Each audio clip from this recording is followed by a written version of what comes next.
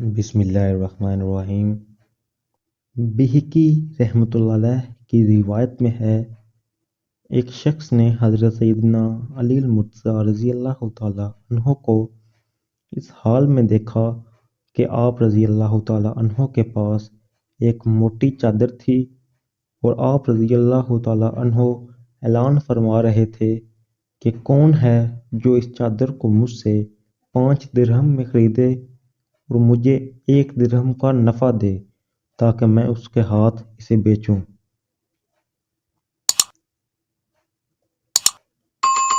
हज़रत सैयदना अली मुर्तज़ा रज़ी अल्लाह तआला अन्हो की खुराक नहायत सादा थी।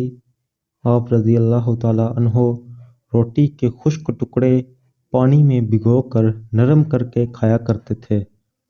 अक्सर व बेशतर नमक के साथ रोटी खाते थे। एक मरतबा आप रज़ी अल्लाह तआला अन्हो की साहबजादी ने आप रज़ी अल्लाह तआला अन्हो के सामने जू की रोटी, दूध का प्याला और नमक लाकर रखा। आप रज़ी अल्लाह तआला अन्हो ने दूध का प्याला वापस करते हुए फरमाया, मेरे लिए ये जू की रोटियां और नमक ही काफ़ी है।